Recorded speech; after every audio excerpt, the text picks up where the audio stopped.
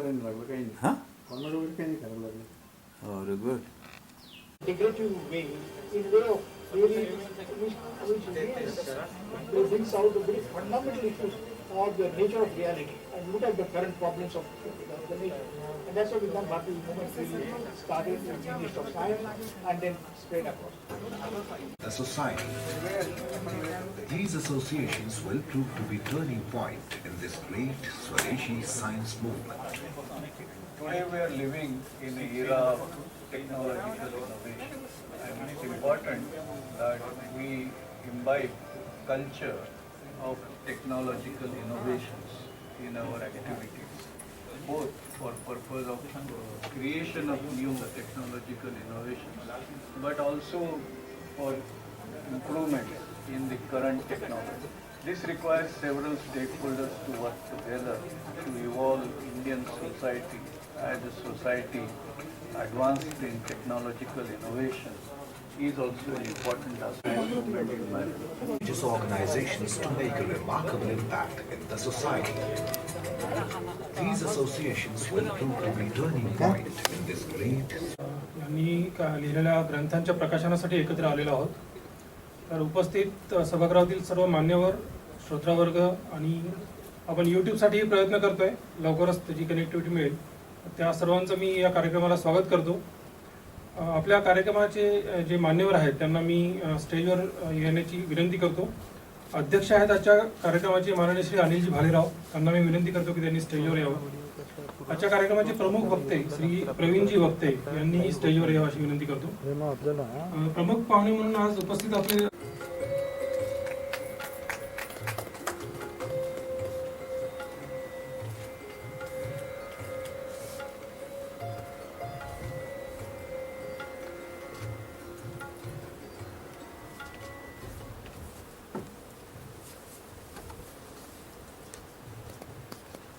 धन्यवाद. भारतमाता प्रतिमा पूजनानंतर मी विज्ञान भारतीचे आपण प्रमुख पाहुण्यांचं स्वागत करूया. मी सौ नील संवत्सर यांना विनंती करेल की त्यांनी आजच्या कार्यक्रमाचे अध्यक्ष श्री अनिलजी भालेराव यांचं पुष्प देऊन स्वागत करावं.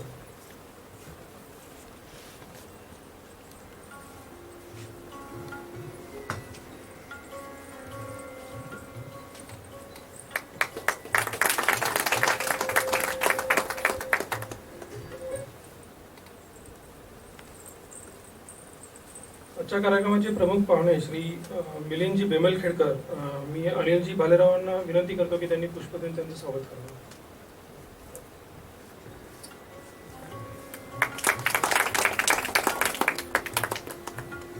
कार्यक्रमाला लाभलेले प्रमुख वक्ते श्री प्रवीणजी वक्ते यांचं स्वागत करण्यासाठी मी श्री विश्वनाथ दाशरथी यांना आमंत्रित करतो.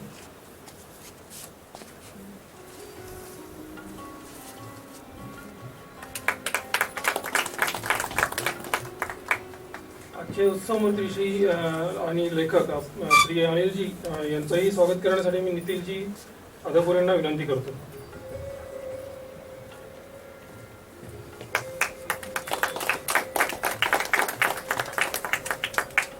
आणि आपल्या सर्वांचेच नितीनजींचं स्वागत करण्यासाठी मी प्रमोदजी संवत्सर यांना विनंती करेन.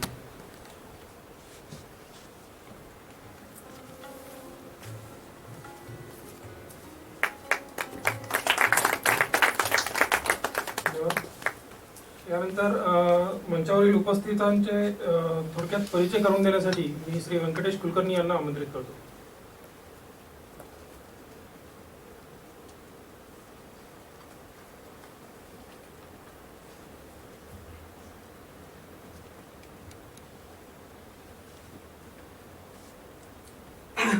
आदरणीय व्यासपीठ, सुज्ञ प्रेक्षकगण, व्यासपीठावरील मान्यवरांचा परिचय करून देण्याची जबाबदारी माझ्यावर दिलेली आहे. हा कार्यक्रम पुस्तक प्रकाशनाचा ज्यांच्यामुळे घडत आहे त्या अनिलजी संवत्सर यांचा मी थोडक्यात परिचय करून देतो.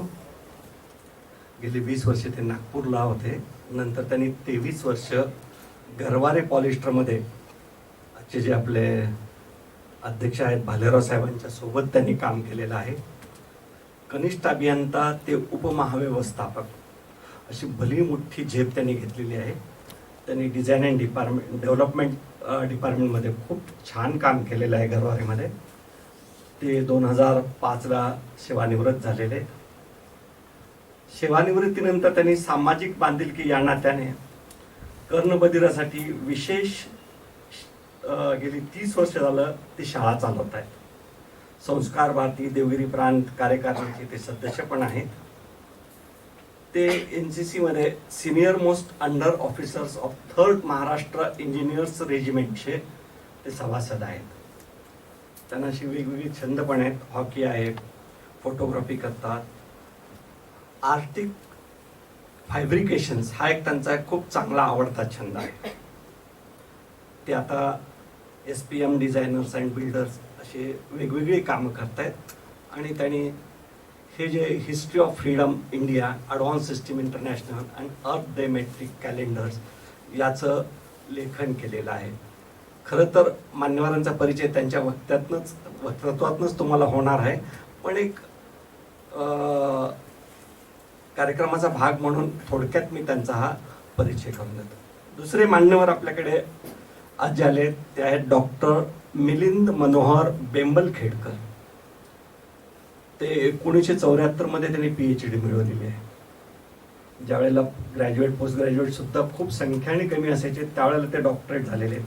आणि त्यांचा विषय होता कॉस्मिक रेज, फिजिक्स, भौतिक शास्त्रामधले कॉस्मिक रेजमध्ये त्यांची डॉक्टरेट आहे.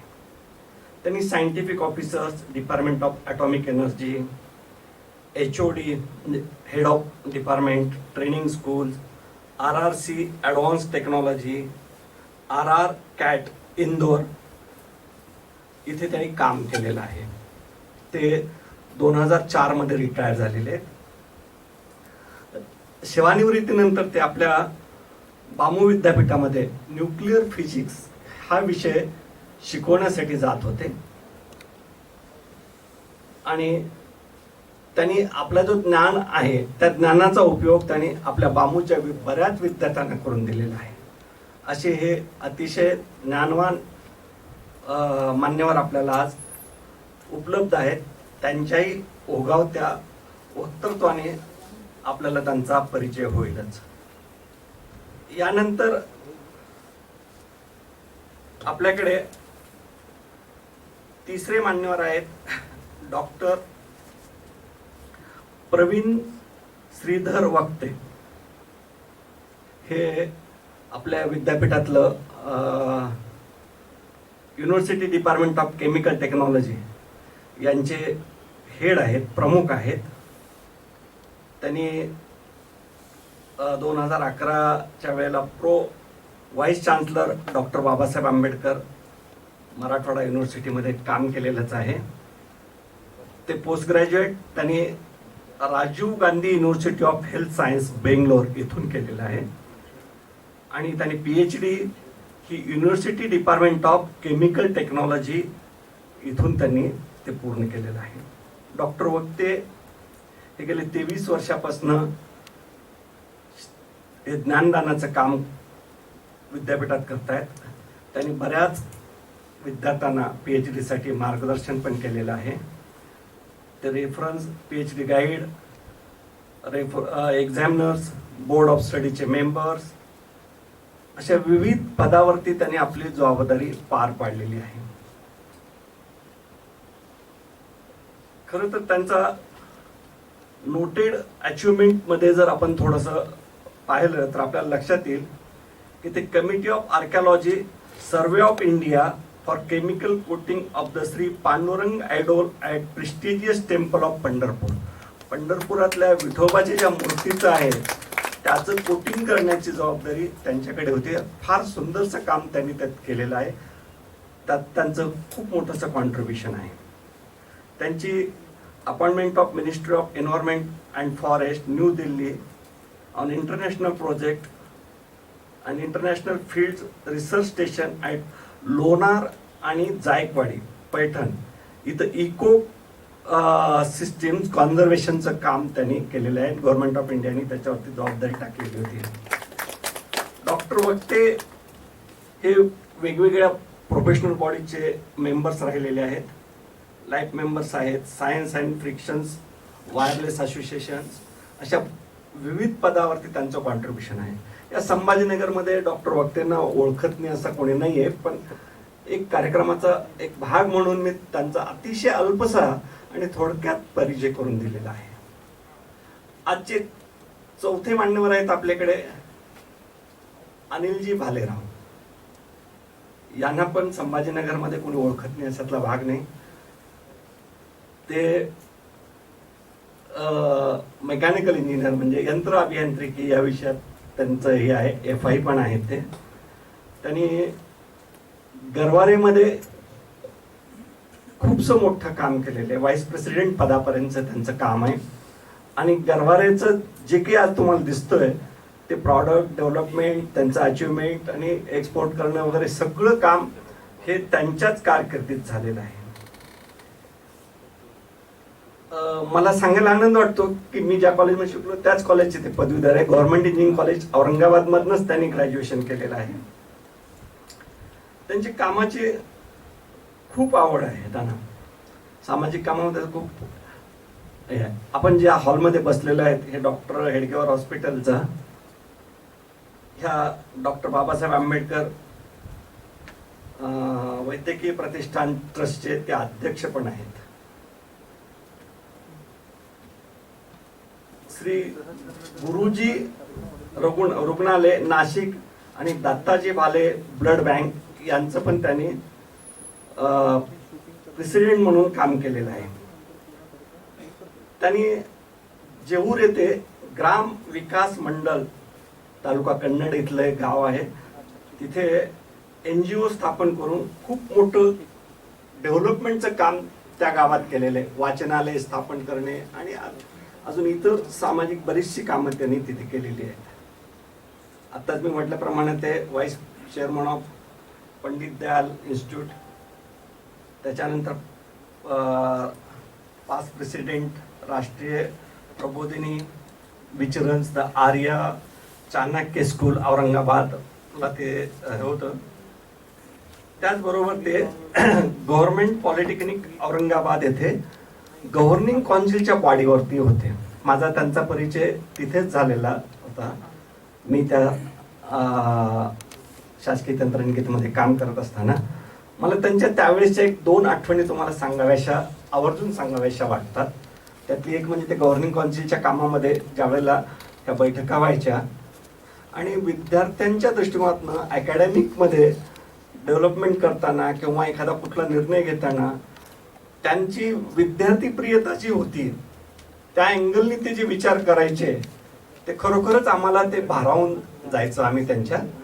आणि दुसरं महत्वाचं म्हणजे ते विद्यार्थ्यांना प्रिय असलं जरी निर्णय घेत असतील पण क्वालिटीमध्ये कुठेही कॉम्प्रोमाइज करायचे नाहीत, ही त्यांची एक खूप चांगली हातोटी होती. माझा अजून एक दुसरा एक अनुभव असा होता की ते गरवारेमध्ये काम करत असताना व्हाईस प्रेसिडेंट पदावरती होते, त्यांना बरंचसं कामाचं लोड होतं. हे असताना ते आपल्या कंपनीमधल्या कामगारावरती बारीक लक्ष असायचं. त्यांनी एकदा आमच्या स्टाफ बरोबर अशी चर्चा करत असताना लेबरना ट्रेनिंग देण्याचा एक विषय बोलून दाखवला आणि मला चांगलं आठवतं की त्यांच्याच या पुढाकारामुळे आम्ही इथे जे सध्याचं कोणतं हॉटेल ते प्रेसिडेंट पार्क नावाचं जे हॉटेल होतं तिथे कामगारांसाठी ट्रेनिंग प्रोग्राम अरेंज केलेले होते. आम्ही त्यांना म्हटलं होतं की आम्ही आमच्या संस्थेत घेऊया किंवा तुमच्या कॅम्पसमध्ये घेऊया. ते म्हणाले नाही, माझ्या कामगाराला एक वेगळ्या वातावरणात न्यायचं, एक चांगल्या एन्व्हायरमेंटमध्ये त्यांची मानसिकता घडवायची, असे करून त्यांनी 10-15 बॅचेसमध्ये त्यांनी तिथे ट्रेनिंग दिलं होतं. हा जो त्यांचा विचार करण्याचा जो पॅटर्न आहे तो खरोखरच वाखाणण्याजोगा आहे. त्यांना अनेक पुरस्कार मिळालेले आहेत. वेळोवेळी आपण त्यांचा तो परिचय करून दिलेला आहे. त्यांच्याकडे विभाग संघचालक म्हणून या विभागाची जबाबदारी आहे आणि ते खूप चांगल्या प्रमाणे पार पाडतात. ते दुसरं अजून एक व्यक्तिमत्व जे आहे विज्ञान भारतीचं ते डॉक्टर नितीनजी आदापुरे. या देवगिरी प्रांताचं विज्ञान भारतीचं जे काम चालतं, ज्यांच्या थ्रू आज प्रकाशनाचा कार्यक्रम आम्ही केला, त्यांचं ते काम पाहतात. ते पण मायक्रोबायोलॉजी या विषयामध्ये डॉक्टरेट आहेत. नेट सेट ICAR मध्ये त्यांनी ते उत्तीर्ण झालेले आहेत. त्यांचे बरेचसे इंटरनॅशनल पब्लिकेशनमध्ये पेपर्स प्रसिद्ध झालेले आहेत आणि ते सध्या विभाग प्रमुख HOD विवेकानंद कॉलेजमध्ये मायक्रोबायोलॉजी डिपार्टमेंटचे हेड म्हणून काम पाहतात. त्यांना यंग सायंटिस्ट अचिव्हर्स म्हणून असं एक अवॉर्ड सुद्धा मिळालेला आहे. त्यांच्या नावाने पेटंट्स पण आहेत. वेस्ट मॅनेजमेंटवरती त्यांनी खूप छान काम केलेलं आहे.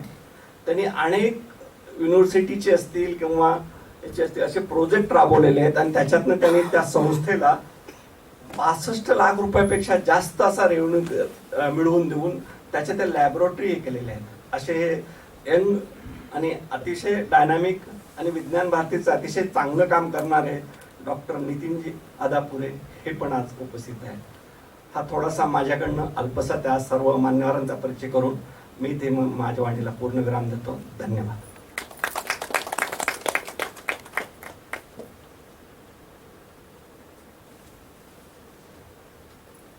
धन्यवाद व्यंकटेशजी. आजच्या कार्यक्रमाचं आपण जे आयोजन केलं आहे विज्ञान भारती, या विज्ञान भारतीची एक ओळख करून देण्यासाठी त्याची प्रास्ताविक सादर करण्यासाठी मी नितीनजी आदापुरे यांना आमंत्रित करतो.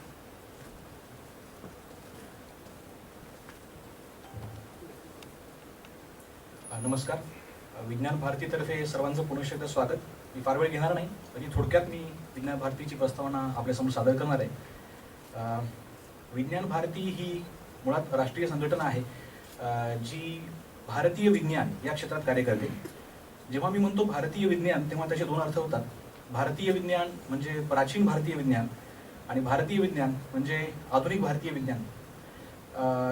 जेव्हा आपण प्राचीन भारतीय विज्ञानाबद्दल बोलतो तर त्याबद्दल मला प्रामुख्याने सांगावंसं वाटतं की आपण खूपदा मेसेजेसमध्ये वाचतो ऐकतो की अमुक अमुक विद्या अमुक अमुक ज्ञान हे आपल्याकडे पूर्वजांकडे होतं, अमुक अमुक ग्रंथात होतं.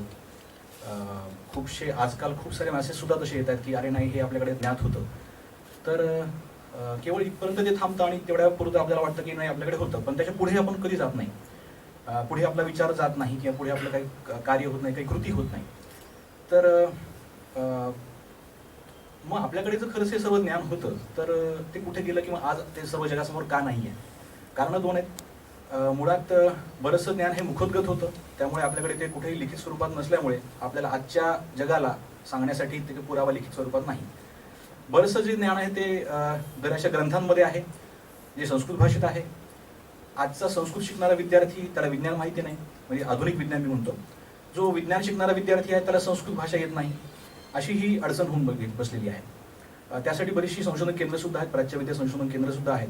परंतु कुठेतरी काहीतरी मिसिंग आहे की ज्यामुळे अजूनही आपलं बरंचसं ज्ञान हे अजूनही पुरेसं जगासमोर येत नाही आहे.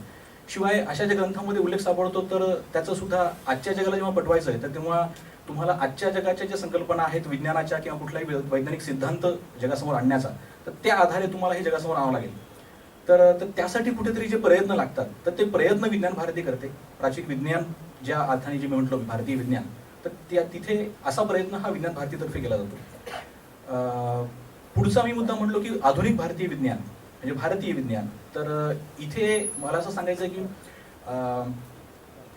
अजूनही आपण केवळ पाश्चात्य देशामधील जे वैज्ञानिक आहेत तर त्यांच्या संशोधनाला आपण बराचसा आपण त्यांना मान्यता देतो, तेच योग्य आहे असं मानतो, त्यात चुकीचंही काही नाही. परंतु आपल्याकडेही सुद्धा जे आधुनिक भारतीय वैज्ञानिक होते तर त्यांनीही जे शोध लावले तर त्याचं आपल्याला इतकंसं आकलन नाही, त्याचा अभिमान नाही. अभिमान का नाही? कारण आपल्याला माहिती नाही. तर त्यासाठी अगदी जगदीशचंद्र बोस असतील, सत्येंद्रनाथ बोस असतील, बरीचशी मंडळी आहेत. तर त्याच्या की व्याख्यानमालाची सिरीज आपण आता पुढच्या येत्या शनिवारपासून आपण सुरू करीत आहोत की या सर्व वैज्ञानिकांचं आपल्या सर्वांना ज्ञान व्हावं यासाठी तो प्रयत्न आहे. आपल्याला कदाचित कल्पना नसेल, बोसॉन हा पार्टिकल आपण आपल्या विज्ञानात शिकतो, पण बोसॉनचं मूळ काय, बोसॉन हे नाव काय आलं तर सत्येंद्रनाथ बोस जे मूळ भारतीय आहेत तर त्यांच्यामुळे हे नाव त्याला आलं. तर ही पार्श्वभूमी किंवा याबद्दल आपल्याला तितकीशी माहिती नसल्यामुळे आपल्याला त्याबद्दल अभिमान नाही किंवा आपलं विज्ञान, भारतातलं विज्ञान याबद्दल आपल्याला तेवढाच जागरूकता नाही. तर ही जागरूकता सुद्धा करण्याचं काम, त्या जाणीवा निर्माण करण्याचं काम सुद्धा विज्ञान भारती करते. तर याद्वारे या दोन्ही पैलूंवरती, हे मुख्यत्वे या पैलूंवरती काम करीत विज्ञान भारती त्याचं कार्य करीत आहे. जसं मी म्हटलं की राष्ट्रीय ही संघटना आहे आणि विविध उपक्रम हे राष्ट्रीय स्तरावरती, प्रांत स्तरावरती याचे आयोजित केले जातात. देवगिरी प्रांतात सुद्धा विविध कार्यक्रम याचे आयोजित केले जातात. विद्यार्थ्यांसाठी विद्यार्थी विज्ञान मंथन असेल, मगाशी चित्रफीत आपण इथे प्रसारित केली होती, सर्वांनी आपण आवर्जून ती पाहिलीच असेल. तर त्याबद्दल मी सविस्तर सांगणार नाही. विज्ञान भारतीची आपली वेबसाईट आहे विभा इंडिया, त्यावरती आपल्याला सुद्धा सविस्तर माहिती कळेलच. आणि पुढची जी व्याख्यानमाला आहे उद्याच्या शनिवारपासून, त्याबद्दल सुद्धा आपल्याला तो संदेश तसा येईलच. आपल्या राष्ट्रीय संघटनेचे अध्यक्ष हे विजयजी भटकर आहेत. त्यासोबतच नामवंत शास्त्रज्ञ अनिलजी काकोडकर, CSRचे अध्यक्ष महानिदेशक शेखरजी मांडे, अशी बरीचशी मंडळी आपल्याशी विज्ञान भारतीशी निगडीत आहेत.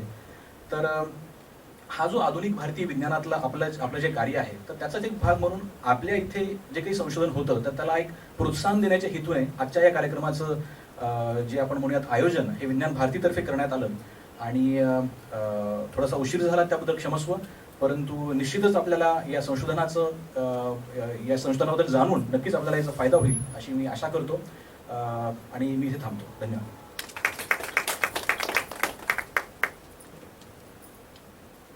धन्यवाद नितीनजी.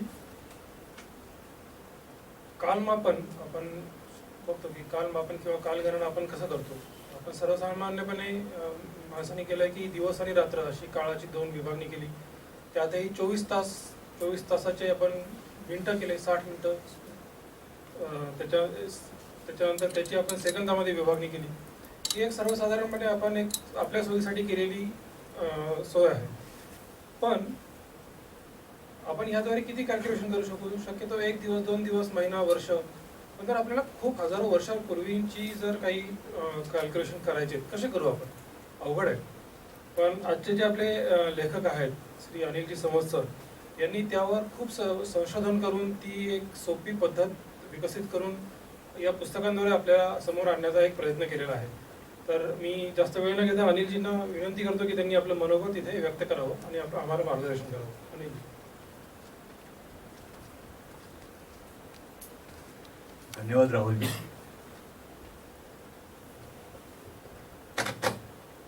सर्वप्रथम ईश्वर, भारत माता आणि परमपूज्य हेडगेवारजी यांना स्मरण करून त्यांना नमन करतो. व्यासपीठावरील सर्व मान्यवर यांना सादर प्रणाम. समोरचे उपस्थित तसेच कनेक्टेड परिवाराचे मी स्वागत करतो. संघ परिवाराने मला वातावरण दिलं. माननीय अनिलजी यांचा परिस्पर्श मला झाला, माझ्या पुस्तकांना झाला. त्याच्यामुळे हा पुस्तकाचा संच मी संघ परिवारात अर्पण करतो आणि माननीय अनिलजी यांच्या सुपूर्द करतो. माननीय प्रवीणजी वक्ते यांच्या अल्पशा सहवास मला जाणवलं की सध्या त्यांच्यावर विद्यापीठामध्ये कामाचा इतकी भयंकर जबाबदारी आली आहे, तरीसुद्धा ते अतिशय शांतपणे, शांत चित्ताने प्रत्येक काम मार्गी लावतात. एक वेळेला एक कामाचा लगेच तुकडा पाडतात. म्हणून त्यांचं हे वृत्ती पाहून एक संच पुस्तकांचा मी त्यांच्या हवाली करतो, त्यांना भेट देतो. तसेच माझे मित्र म्हणण्यापेक्षा माझे सिनियर किंवा माझे स्नेही ज्यांचं माझे प्रेम आहे असे माननीय वैज्ञानिक बेमिलकरजी यांचे ज्ञान भांडार त्यांनी स्नेह माझ्यासमोर उघड केलं, मला भरपूर मदत केली. म्हणून एक संच त्यांना सुद्धा भेट देतो. विज्ञान भारती आणि संस्कार भारती यांच्या सुखद सहकार्याची आठवण राहावी म्हणून एक संच नितीनजी यांना भेट देत आहे. त्यांनी आणि पंडित विश्वनाथजी दाशरथे संस्कार भारती देवगिरी प्रांताचे सह महामंत्री यांना विनंती करतो की त्यांनी ती पुस्तकं सदस्यांना उपलब्ध करून द्यावीत. आदरणीय मराठे काका गिरीशजी आणि त्यांचे गिरीश दातार आणि त्यांची सगळी सहकारी मंडळी यांच्याबरोबर राष्ट्रीय दिनदर्शिका प्रसारमंचासाठी काम करताना मी ज्ञानाने समृद्ध होत आहे. त्याच्यामुळे त्यांना सगळ्यांना धन्यवाद.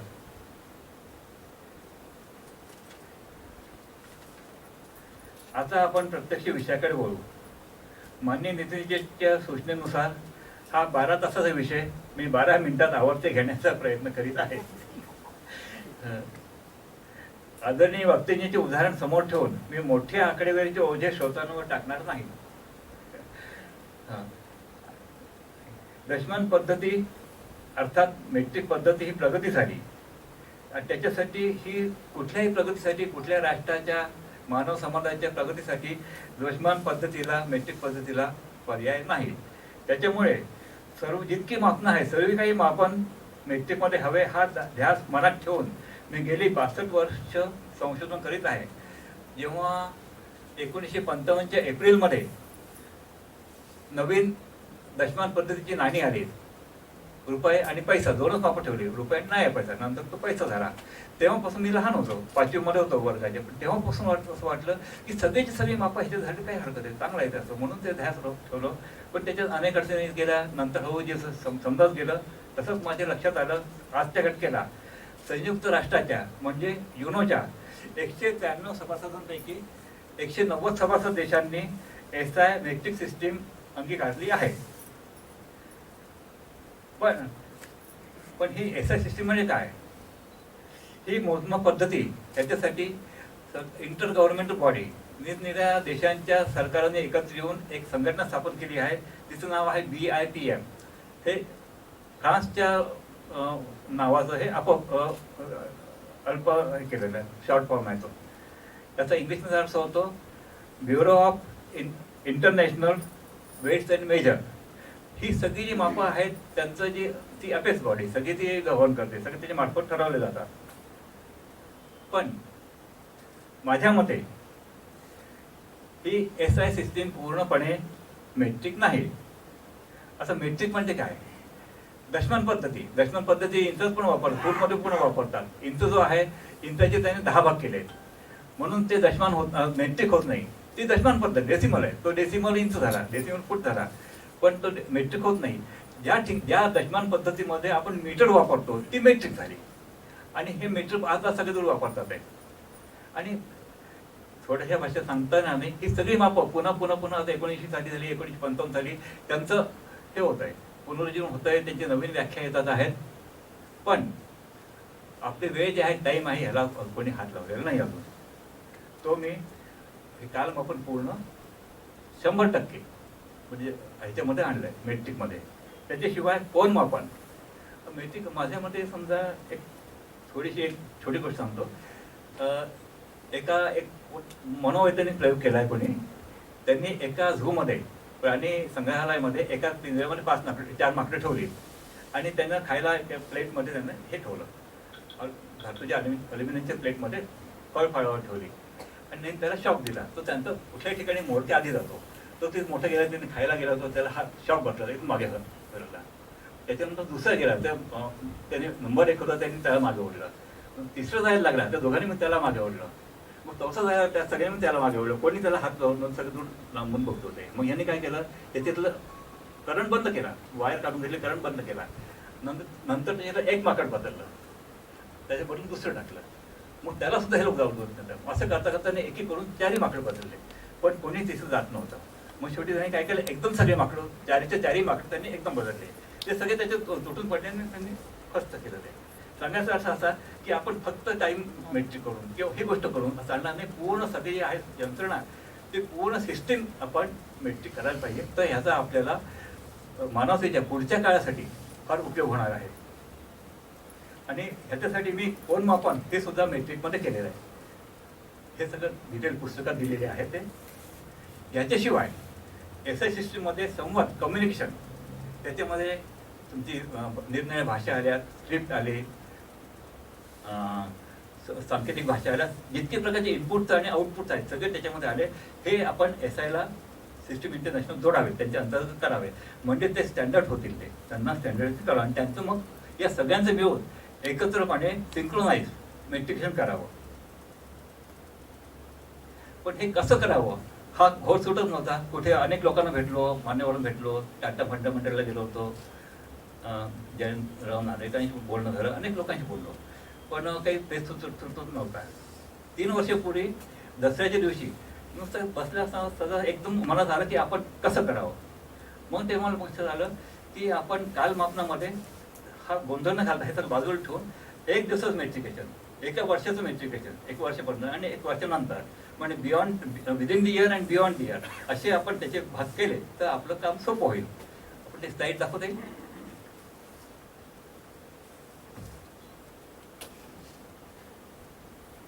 हे दिवे बंद करून चालते.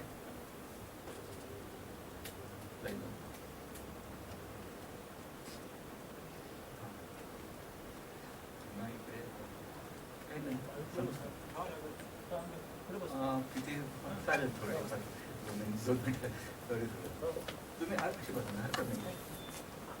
मामा तुम्ही अशी बघा.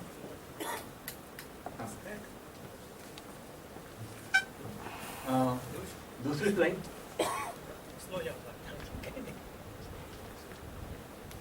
त्याची पुढची माझ्या जे आहेत 3 स्लाईड पैकी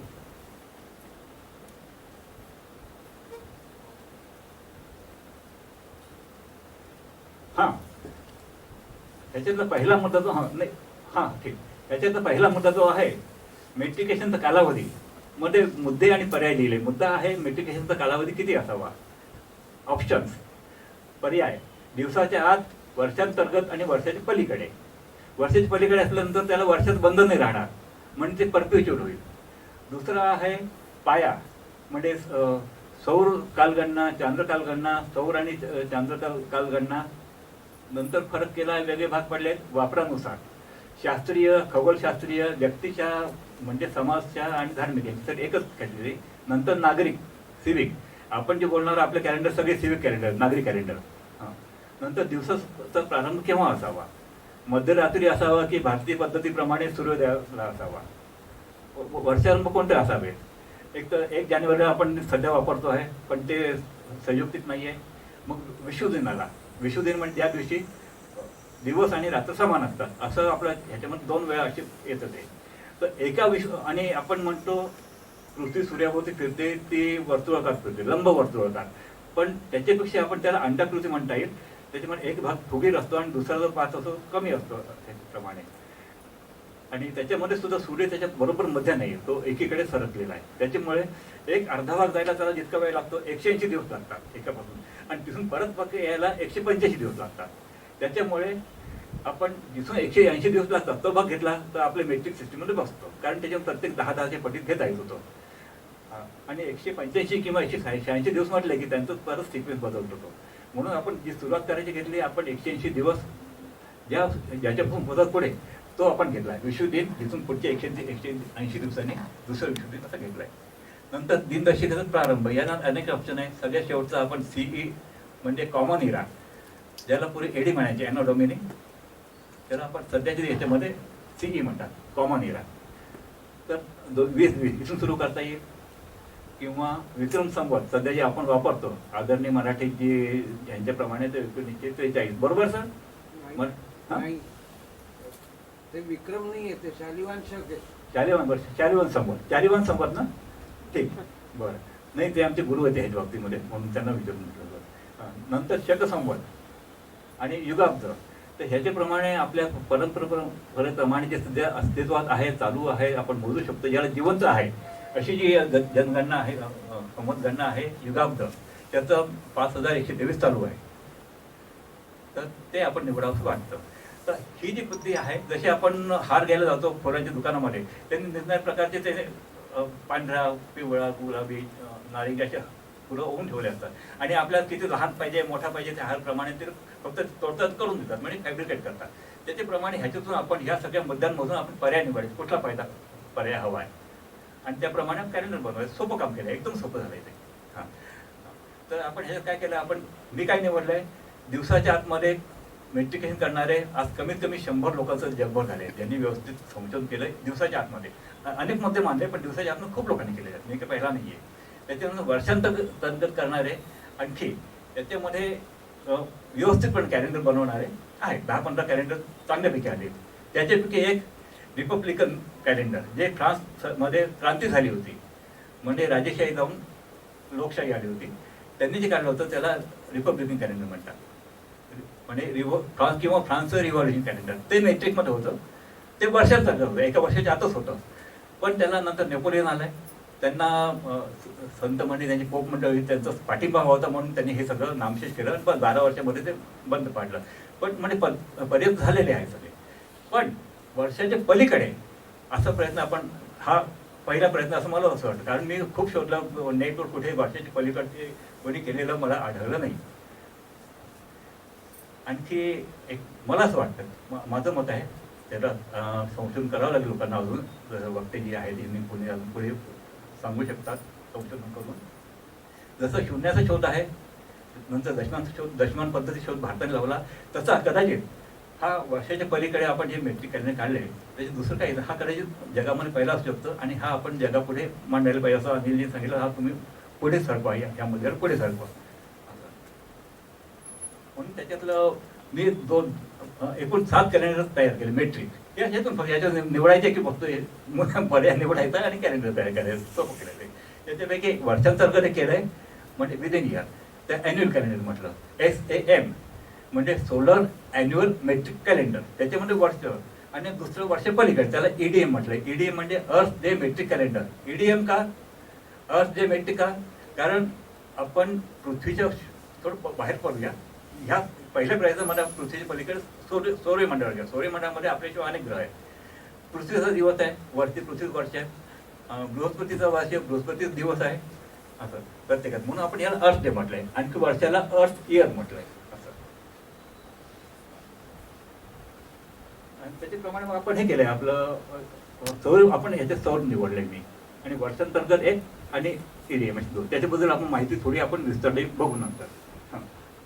आणि वापरानुसार शास्त्री जे आहेत जगामध्ये आपल्याला सगळ्यांना माहीत आहे की ॲटॉमिक क्लॉक, अणु घड्याळ, हे जगामध्ये प्रसिद्ध आहे. आपल्या बहुतेक सगळ्या मंडळींना माहीत आहे ते बहुतेक. आणि भारतामध्ये दिल्लीला NPL नॅशनल फिजिकल लॅबोरेटरीमध्ये ज्याचे इन्चार्ज आहेत संजय यादव त्याचे डायरेक्टर आहेत.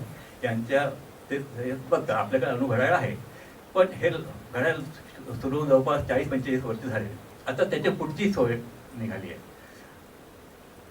Optical lattice clock. ते त्याची सूक्ष्मता एवढी आहे 1.3 बिलियन इयर्स. ह्याच्यामध्ये ते 1 सेकंद इतका अचूक येते त्याच्या पुढे. मग आपण काय केलंय, मी काय केलंय, हे फक्त सिव्हिक कॅलेंडर, याला बाकी काही नको असं नाही. मी थोडा सिव्हिक कॅलेंडरपासून ब्रेक घेतो आणि जे वैज्ञानिक मंडळी आहेत त्यांच्या पातळीत जाऊन त्यांना हे लक्षात आणून देतो की आपण जरी हे सगळे मुद्दे सोडले असते, सौर, चंद्र, वर्ष, महिने जर सोडले असले तरी पण मूळ जो आपलं जे मूळ ह्याला जोडलेलं आहे, खगोलशास्त्रज्ञांना ते सोडलं नाही. सगळे शास्त्रज्ञांना माहीत आहे की बिग बँग थिअरी, ते सगळ्यांना माहिती आहे. आणि ते जे सगळे स्फोट झाला मोठा आणि त्याच्यावर सगळे जे लांब जाऊ लागले ते अजून चालू आहे. त्याच्यामुळे आपला प्रत्येक आजचे दिवस परवाचा दिवस, प्रत्येक वर्ष, प्रत्येक दिवस थोडा मोठाच जातो. मग ह्याचं काय करायचं, तर वैज्ञानिक त्याचं उत्तर शोधलेलं आहे. त्याचं करेक्शन करायचं, करेक्शन करायचं. सध्या आपण दर 400 वर्षांनी त्याचं करेक्शन करतो. पहिले 400 वर्ष 1880 मध्ये पूर्ण झाले. आता पुढचे, तर माझं काय म्हणणं आहे, आपल्या मेट्रिक सिस्टममध्ये आपण फक्त दिवस पकडले तर दर 1,00,000 वर्षांनी, 1,00,000 दिवसांनी, म्हणजे 273.33 ह्या 373 म्हणा इतक्या वर्षांनी आपण त्याला कॅलिब्रेट करू.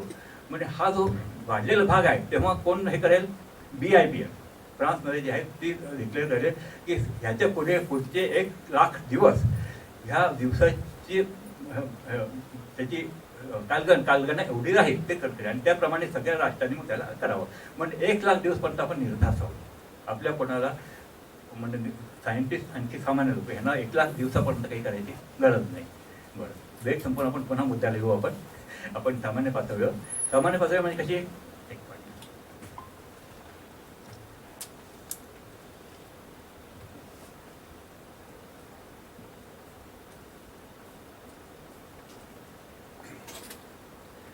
मी नागपूरला VRC मध्ये कामाला असताना, आता VNIT झालं, ते ट्रेनिंग करता ब्ल्यू स्टारला ठाण्याला होतो. तिथे जाताना असताना एक छोटा मुलगा भेटला मिळाला. तर काका किती वाजले म्हटलं 1:37. त्यांनी विचार केला म्हणजे किती वाजले म्हटलं 1:35. त्यांनी चिकाटी सोडली नाही. नंतर त्याला विचारतो पुण्याचा का, हो म्हणाला. बरोबर. तर नंतर म्हटलं 1:30 वाजला. म्हणजे काका किती, नक्की किती म्हटलं 1 वाजून 2 वाजायचे तरी समाधान झालं. मग त्याला सांगितलं 1 वाजला. मग त्याचं समाधान मग गेला तो.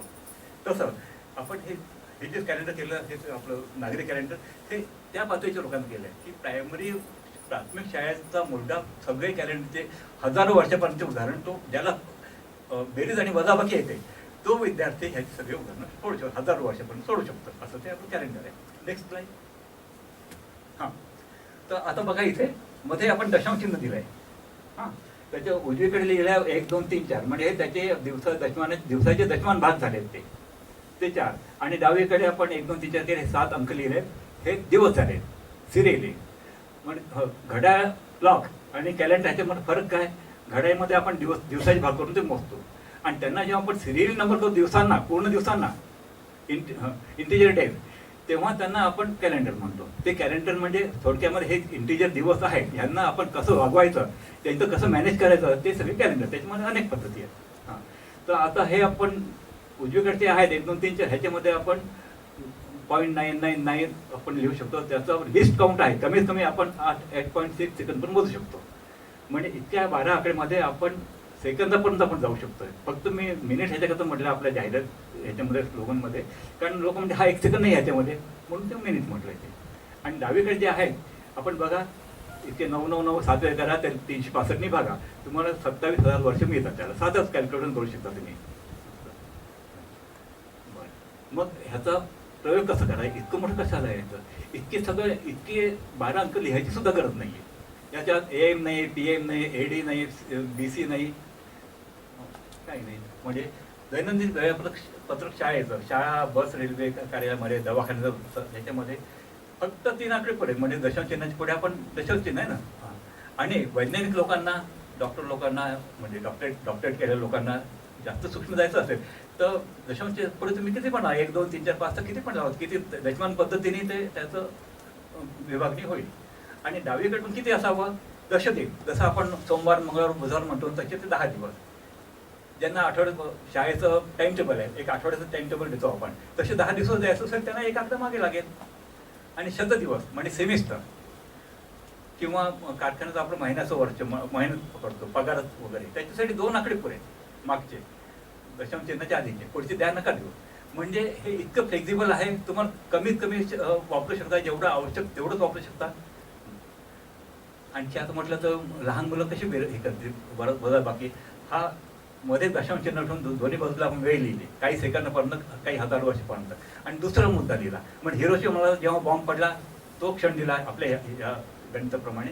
आणि दुसरं आपलं पोखरणला जे केलं, अटलजी असताना पोखरणचे स्फोट झाले, त्याला फक्त 2 आकडे लिहायचे होतं, त्याच्यात फक्त वजा करून तुम्हाला इतक्या सेकंदापर्यंत तुम्हाला फरक आहे तो देऊ शकतो मुलं.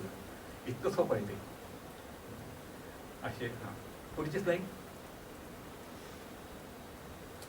हां, झाले. ठीक, बरं, ठीक आहे, धन्यवाद. लाईक चालू करा. मान्यवर आपण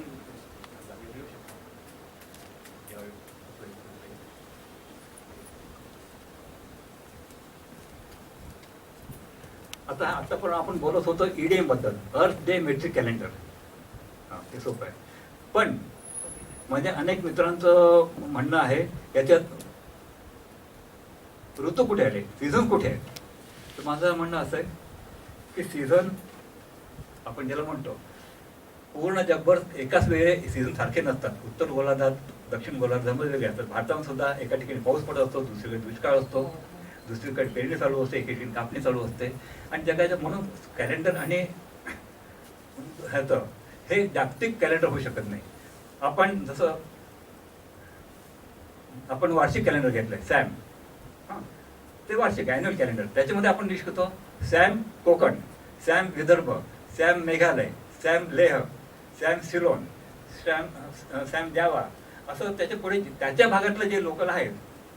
कारण आपल्याला भरती ओटी सागराचा याला आपलं काही महत्व नाही, काही समजत नाही, आपण इच्छाही नाही, काम आहे नाही त्याचं. पण कोकणातल्या लोकांना, केरळच्या लोकांना, मद्रासकडच्या लोकांना, किनारपट्टीच्या लोकांना त्याचं फार महत्व आहे. त्याच्याप्रमाणे त्यांचे हे करतात, सण वार वगैरे त्याप्रमाणे असतात, त्यांनी ते वापरावं म्हणून असं. म्हणून हे सगळे पर्याय उपलब्ध आहे. असं थोडक्यामध्ये हे कॅलेंडर आहे तसे. आता पण ह्याच्यामध्ये आता मला आणखी अनेक लोकांना अनेक शंका असू शकतात. आपण औपचारिक कार्यक्रम झाल्यानंतर आपण नंतर थांबून आपण याच्यावर चर्चा करू शकतो.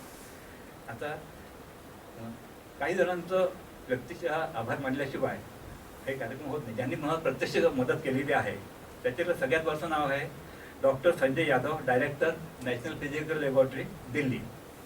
दुसरं आहे जेसिका म्हणून, ते CA के समोर म्हणे सौ आहेत की तुम्हाला मला माहीत नाही, कारण त्यांच्या तसं नसतं ते. त्या VIP फ्रान्समध्ये काम करतात, त्यांचं मला बरंच मार्गदर्शन झालं. दुसरे जेम्स डायमंड नावाचे गृहस्थ आहेत, ते DIPMच्या इंग्लंडच्या ऑफिसला असतात, लंडनच्या तिथे ऑफिसमध्ये, त्यांनी मला मदत केलं. नंतर माझे धाकटे बंधू प्रमोद संवत्सर, हे एका मल्टीनॅशनल उद्योगामध्ये डायरेक्टर असूनही त्यांनी मला भरपूर वेळ दिला याच्यासाठी. आणि वक्ते सर, मी त्याला पहिले पुस्तक तयार करून पाठवायला मेल केली, त्यांना सांगितलं की तुझा अभिप्राय काय. तिथून त्याला लगेच 5 मिनिटात फोन झाला, भाऊ कॅलेंडरचं स्पेलिंग चेक कर. पण सुरुवात इथून होती, कॅलेंडरची स्पेलिंगपासून सुरुवात होती. नंतर इथपर्यंत आली, त्याच्यामध्ये अनेक प्रकारची मदत झाले.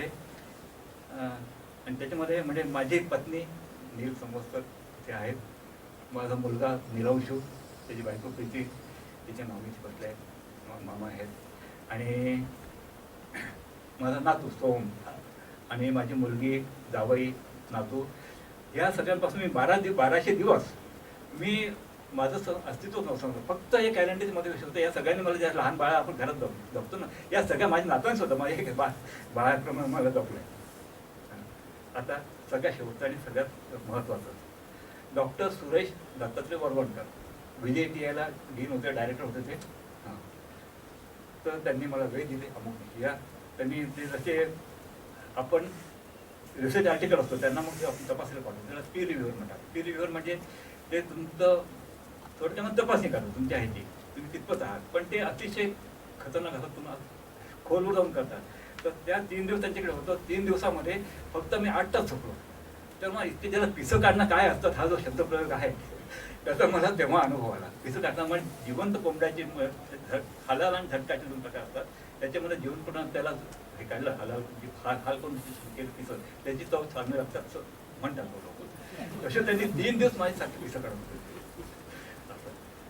आणि त्याच्यानंतर मात्र त्यांनी म्हटलं, आणि it is fantastic, go ahead, but don't expect any intellectual to respond you.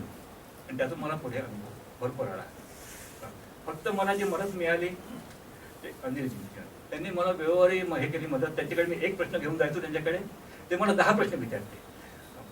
ते 5 मिनिटात 10 प्रश्न विचारले. ते मला त्यांची सोडवणूक करता करता माझे 10 दिवस जायचे. 10 दिवस फुल टाईम त्याच्यात जायचं. तेव्हा पुढे मग पुन्हा दुसऱ्या करता गेलं, पुन्हा एक प्रश्न विचारले, पुन्हा तुम्हाला 10 प्रश्न द्यायचे. असं करून त्यांनी याच्यातले एक पुणे काढून त्यांनी त्याला परफेक्शन आलं आहे त्याला, कारण फक्त अनिल झालं. बस तर एवढं करून सगळ्यांना बोलून मी माझ्या काही कमी जास्त झालं.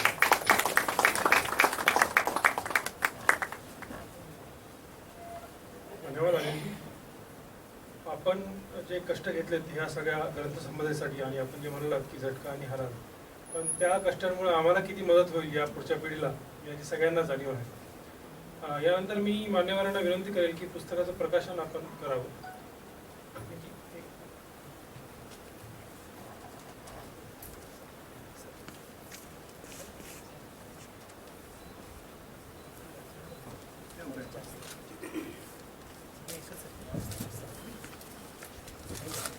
History of free India, advancing system international आणि अर्थ डे मॅट्रिक कॅलेंडर अशी 3 पुस्तकं आपण इथे प्रकाशित करत आहोत.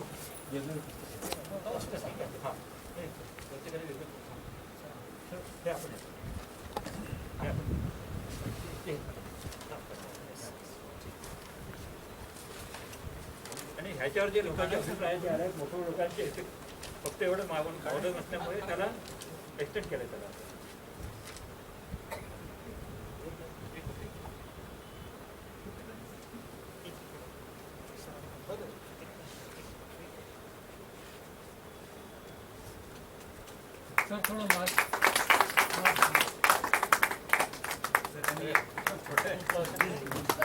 थोडं या जवळ या, सर तुम्ही असं पकड.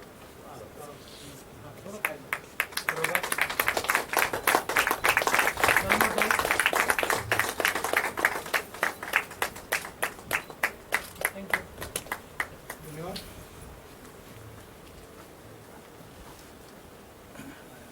त्यानंतर एक छोटासा सत्कार समारंभ आहे. श्रुतिवाणी विकास विद्यालय श्री अनिलजींचं पुष्पगुच्छ देऊन स्वागत करू इच्छितात.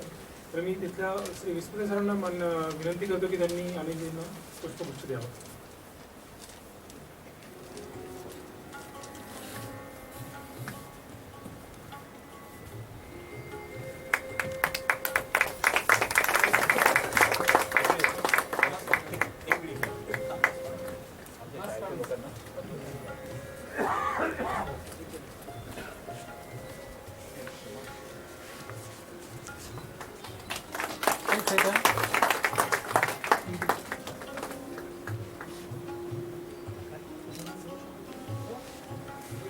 मिलिंदजी बेमलखेडकर यांना मी विनंती करतो की त्यांनी आपले विचार इथे मांडावे.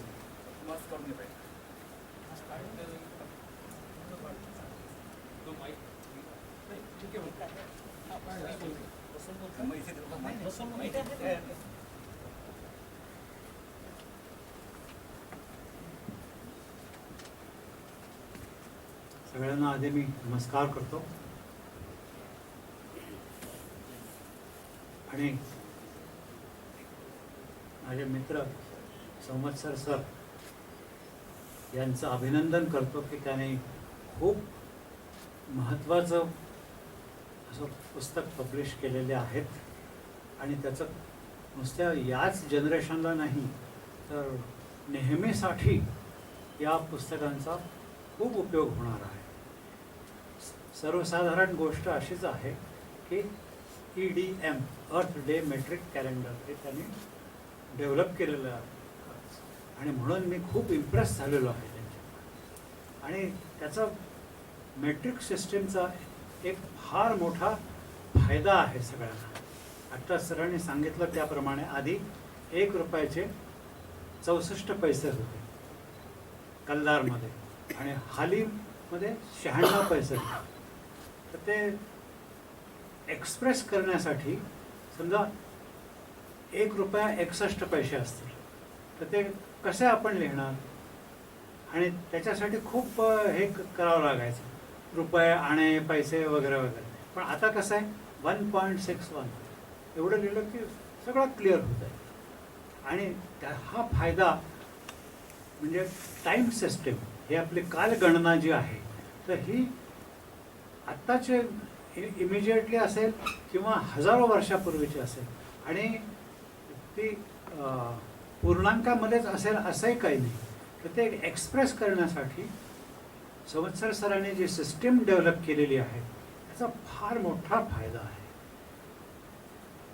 आणि मी त्यांचं अभिनंदन आणखीन एका गोष्टीसाठी करतो की त्यांनी स्वतःच इतकी सगळी मेहनत घेतलेली आहे यासाठी की त्याने म्हणजे एका माणसाने इतकं सगळं करणं हे खरंच फार मोठी गोष्ट आहे.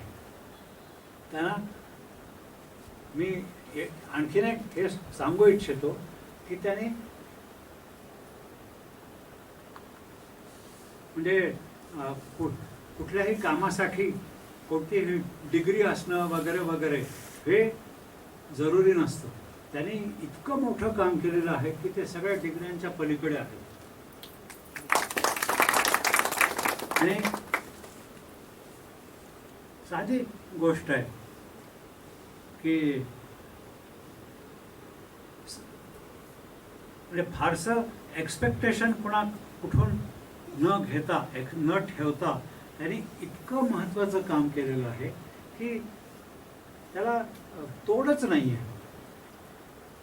म्हणजे हे जे आहे EDM किंवा advancing system international history of free India हे तर सगळं आहे पण जे मेट्रिक सिस्टीमचं जो त्याने डेव्हलप केलेलं आहे टाईममध्ये ह्याच्यामुळे कुठल्याही घटनांमध्ये किती टाईम डिफरन्स आहे एक्झॅक्टली हे करण्यासाठी हे माहिती करण्यासाठी पुष्कळदा खूपशा स्टेप्स घ्याव्या लागतात. हे आता या सिस्टीममध्ये एका स्टेपमध्ये आपल्याला खूप ॲक्युरेटली म्हणजे एकदम करेक्ट त्याचे मॅग्निट्यूड आपल्याला एका स्टेपमध्ये सुद्धा मिळू शकते आणि हे फार मोठं म्हणजे त्यांचं अचिव्हमेंट आहे ज्याचा संबंध समाजाला आणि संबंध जगाला ह्यात फायदा होणार आहे. असे खूपशा देशांनी संवत्सर सरांनी जे काम केलेलं आहे त्याचं रिकग्निशन आहेच आणि पुढेही होत राहील नेहमीसाठी. आणि मला असं वाटतं की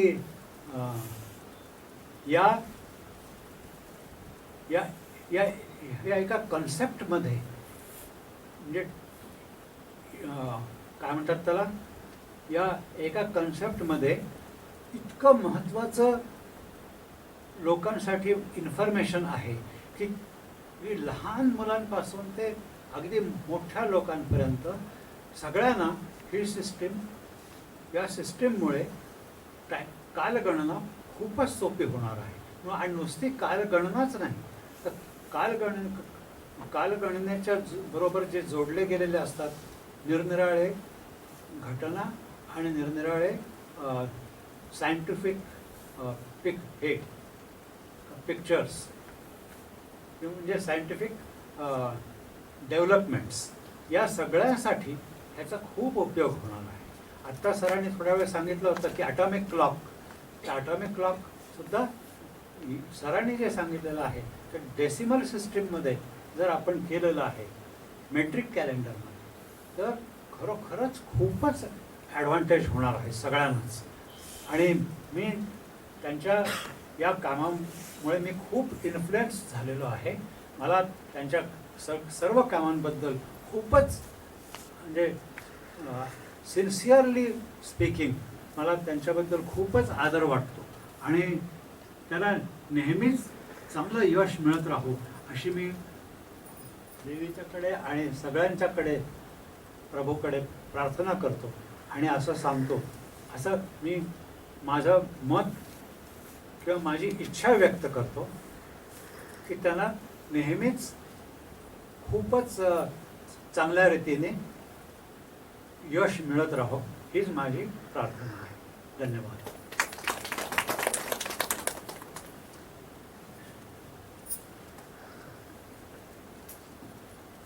धन्यवाद मिलिंदजी. यानंतर आपल्या आजच्या कार्यक्रमाला वेळात वेळ काढून उपस्थित राहिलेले माननीय श्री प्रवीणजी वक्ते यांना मी विनंती करतो की त्यांनी आपले विचार इथे मांडावे.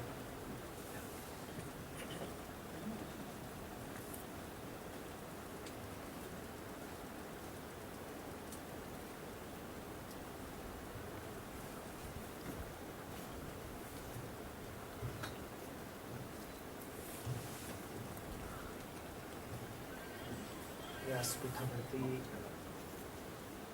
विराजमान असलेले, ज्यांच्यामुळे आजचा हा कार्यक्रम होतो आहे, असे या तिन्ही पुस्तकांचे लेखक श्री अनिलजी संवत्सर सर, आदरणीय मिलिंदजी विमलखेडकर सर, यानंतर माझे ज्येष्ठ मार्गदर्शक अनिलजी भालेराव सर आणि आता जे सगळं विज्ञान भारतीचं सध्या दायित्व पूर्ण सांभाळत आहे असे माझे सहकारी श्री. या व्यतिरिक्त संबंध पारिवारिक रोजचेच भेटणारे असे सगळेजण उपस्थित आहेत. सर्वप्रथम मी आपल्या सगळ्यांना सादर प्रणाम करतो. खरं तर 3-4 दिवसापूर्वी जेव्हा संवत्सर सर जेव्हा विभागात आले आणि मी थोडा कामात व्यस्त होतो, पण त्यांनी सांगितलं की मी आलेलो आहे. म्हणलं अरे बोलो त्यांना, त्यांचा फोन होता, काय आहे मला बघू दे. सर आले आणि सगळ्यात महत्त्वाचं म्हणजे आजचा दिवस जो इक्विनॉक्स ज्याला आपण म्हणतो असा दिवस त्यांनी आजच्या या कार्यक्रमासाठी स्वीकारला. त्या आजची जी काल गणना आणि या संबंध विषयाशी संबंधित आजचा दिवस अत्यंत महत्त्वाचा आहे. मी त्यांना म्हटलं की थोडंसं आपण वेळेमध्ये बदल करायचा काय, ते म्हणे नाही, आजचा दिवसच महत्त्वाचा आहे आणि आपल्याला आजच हा कार्यक्रम घेणं गरजेचं आहे. कारण आजच्या दिवसाचं काही एक वैशिष्ट्य आहे आणि ते वैशिष्ट्य आपण आज या कार्यक्रमाच्या रूपाने पुनश्च एकदा जाणून घेण्याचा प्रयत्न आपण याच्यामध्ये करतो. दुसरं, या कार्यक्रमाला उपस्थित राहण्याचं मुख्य कारण म्हणजे जेव्हा अनिलजी माझ्याकडे आले आणि त्यांचा उत्साह जो मी बघितला, खरं तर माझ्याकडे जितके काही रिसर्च फेलोज सध्या काम करत असतील त्यांच्यापेक्षा म्हणजे मी 10 आकडा हा मुद्दाम वापरतो कारण हे सगळं डेसिमल आणि दशममध्ये असल्यामुळे मला 10 पट उत्साह जो त्यांचा दिसला त्याला मला म्हणजे काही दुसरं नाही म्हणण्याचं काही कारणच नव्हतं.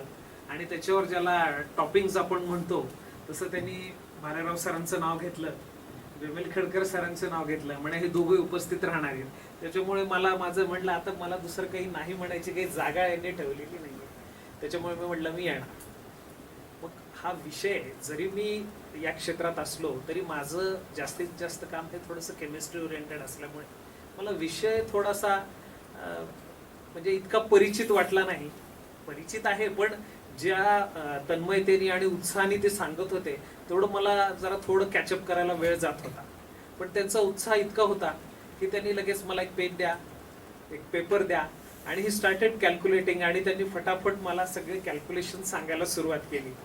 मला खरं तर म्हणजे आजचं मला जे वैशिष्ट्य वाटतं ते हे पुस्तकं जी आपल्यासमोर आहेत त्या पुस्तकापेक्षाही ज्या पद्धतीने आज युनिव्हर्सिटी सेटअपमध्ये ज्या पद्धतीने नवीन थेसिसची निर्मिती होत असते, जे PhDचे थेसिस निर्मित होतात, हे खरं तर सगळ्याच विश्वविद्यालयांसाठी हे ज्ञान निर्मितीचे केंद्र आपण म्हणतो की इथे ज्ञानाची निर्मिती होत असते. आणि नवीन नवीन थेसिस फॉर्म्समध्ये या नॉलेज, क्रिएटेड नॉलेज हे या लायब्ररीजमध्ये आपण रिस्टोर करत असतो आणि मग त्याचा वापर आपण सगळे करत असतो.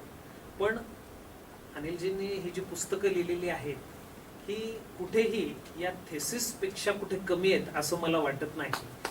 आणि ही जी काही त्यांनी लिहिलेली पुस्तकं आहेत ही खरंच आजच्या जनरेशनसाठी अत्यंत महत्त्वाची आहे. काल सर घरी आले होते, घरी आम्ही चर्चा केली. त्यानंतर मी म्हटलं की त्यांना मला ते पुस्तक बघायचं आहे.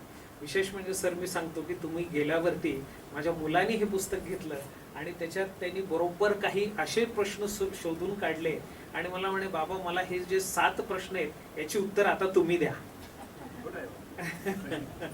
आणि ते प्रश्न पुस्तक आपल्याला वाचल्यावर लक्षात येईल की अनिलजींनी त्या याच्यामध्ये काही थोडंसं नॉलेज किंवा त्याच्यातले गॅप्स अशा पद्धतीने काही फ्रॅगमेंट केलेले काही विषय आहेत आणि त्याच्यात एका पानावरती त्यांनी 7 प्रश्न मांडलेले आहेत आणि त्याच्यात असं म्हणलेलं आहे की वयाच्या 7-8 वर्षाचा असताना मला काही वेळेविषयी काही प्रश्न पडलेले आहेत की वेळेची सुरुवात कुठे झाली, वेळ थांबू शकेल का, वेळेला आपण जोडू शकतो का, त्याला फोल्ड करू शकतो का. खरं तर या सगळ्या प्रश्नांची उत्तरं देणं मला त्याच्यासमोर फार अवघड गेलं. पण मी म्हटलं हे बघ मी अजून पुस्तक वाचलेलं नाही आहे, आपण दोघं मिळून वाचू. आणि हे वाचल्यावरती जे काही बरं त्याला काल नंतर जे आपलं इन्व्हिटेशन कार्डवरती 27,000 वर्षाचं calculation, he was more enthusiastic की बाबा मला हे शिकायचंय, मला हे माहिती करून घ्यायचंय की इतक्या पटकन इतक्या वर्षाचं कॅल्क्युलेशन होतंय कसं किंवा हा गॅप कसा काय कंडोन करता येतो. तर खरंच हे ज्या काही गोष्टी आहेत आजचा जर आपण समाजाचा विचार केला तर कुठेतरी हा गॅप आहे. याच्यामध्ये त्यांनी ज्या पद्धतीने गॅप, मेथड्स, रिझल्ट्स, कन्क्लुजन्स या ज्या पद्धतीने हा विषय मांडलेला आहे, हा विषय मांडत असताना खरंच कुठेतरी समाजामध्ये या विषयांना घेऊन आपण हा गॅप कंडोन करू शकतो का किंवा याच्यावरती काही मेथड्स आणि कन्क्लुजन्स आपण काढू शकतो का, याच्यासाठी अशा पुस्तकांची नितांत गरज आज समाजामध्ये आपल्याला दिसते. सरांना मी अजून एक विनंती करेन की ही पुस्तकं वाचल्यावरती ठीक आहे आपण थोडंसं या सायंटिफिक कम्युनिटीमध्ये असल्यामुळे कदाचित आपल्याला सुद्धा ते जड जातं पण आपण वाचतो. पण माझी एक तुम्हाला विनंती राहील की पुढच्या इक्विनॉक्सपर्यंत याचं एक छोटं रूपांतर आपण जर मराठी पुस्तकात करू शकलो, 100 पानं 50 पानाचं करू, छान करू, मी तुम्हाला मदत करतो त्याच्यामध्ये. आणि याच्यामध्ये एक सामान्य वाचकांसाठी म्हणून या विषयाला फक्त प्रेरणा जरी त्या पुस्तकातून मिळाली तरी चालेल, कारण हा खूप डेप्थमध्ये विषय या पुस्तिकेत मांडलेला आहे. आपण फक्त चालना देण्यासाठी किंवा याच्यातून अजून एक त्याच्यातनं काय म्हणता येईल त्याला, त्यांना एक इन्क्विजिटिव्ह माइंड ज्याला आपण म्हणतो अशी एक वृत्ती याच्यामध्ये निर्माण व्हावी अशा पद्धतीचं काही पुस्तक आपल्याला याच्यात करता येतं का असा विचार आपण निश्चित करावा असं मला वाटतं. आज भालेराव सर इथे आहेत. खरं तर आज परिचय कुलकर्णी सरांनी करून देताना कदाचित एक मुद्दा सुटला किंवा तो कदाचित त्यांनी मांडला नसावा, पण सर आमच्या विद्यापीठाच्या म्हणजे राज्यपालांची जी एक सल्लागार समिती असते त्या विद्यापीठाच्या सल्लागार समितीचे सर आमचे सदस्य आहेत आणि या सगळ्या पूर्ण याच्यामध्ये जेव्हा आम्ही काम करत असतो तर आजचा माझा सरांचा परिचय नाही. जर आपण माझ्या विभागात आला असाल, बाले सर अनेकदा आलेले असतील कदाचित, पण माझ्या विभागाच्या बाजूला आम्ही एका मोठ्या सेंट्रल इन्स्ट्रुमेंटेशन फॅसिलिटीचं एक खूप मोठी निर्मिती केली. तेव्हा सर मला वाटतं त्यावेळेला गरवारेमध्ये असावेत कदाचित, पण ही वॉज म्हणजे त्यांना ते इतकं प्रेरक वाटलं. आणि इतकंच नाही तर म्हणजे आमच्या पूर्ण इन्स्ट्रुमेंटेशन लॅबमध्ये येऊन त्यांनी जो उत्साह त्याच्यात दाखवलेला होता आणि आजही ते इन्स्ट्रुमेंटेशन लॅबोरेटरी आमची तिथे आहे. आज त्याचं कन्व्हर्जन सिफाट म्हणजे ॲनालिटिकल ट्रेनिंग अँड रिसर्च सेंटरमध्ये आपण केलेलं आहे. त्याच्यामध्ये सरांचं योगदान फार मोठं राहिलेलं आहे. मला आठवतं पांढरे पांडे सर असताना सर एक खूप मोठा प्रस्ताव विद्यापीठाकडे घेऊन आलेले होते, पण त्याला फार काही आम्ही पुढे नेऊ शकलो नाही.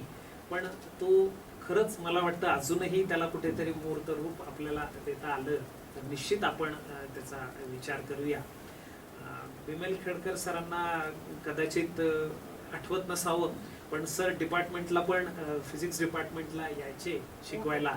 नंतर मध्यंतरी 2-3 वर्षाखाली सर कायम घरी यायचे. माझ्या घरी यायच्या वेळा फिक्स नसायच्या, पण सर मी सरांना वेळ द्यायचो की सर आपण संध्याकाळी भेटू, पण माझे त्यांची अनेक वेळा भेट होत नसे. पण मला सगळ्यात जे काही वाटतं की आपण या शहरात राहतो, या शहरात राहत असताना ही जी काही ज्येष्ठ मंडळी यांच्याकडनं आपण टेक होम मेसेज काय घ्यायला पाहिजे, तर यांची एनर्जी, यांची जी एनर्जी आहे ही खरी आपण इथून घेण्याचा संदेश आहे.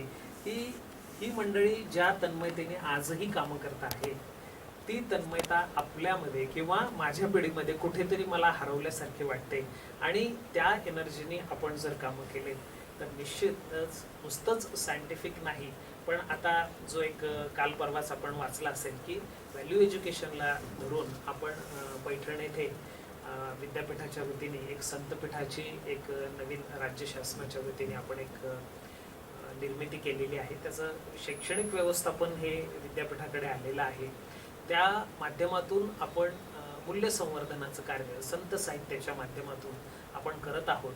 पण हे करत असताना मी सकाळीच नितीनजींशी बोलताना बोललो की पारंपरिक विज्ञानामध्ये जी काही आपली मूल्य आहेत, जी काही आपण दैनंदिन जीवनामध्ये ज्या काही गोष्टी आपण करतो ह्या करत असतो, पण सामान्य लोकांपर्यंत त्याच्यातलं विज्ञान आपल्याला पोहोचवणं अत्यंत गरजेचं आहे.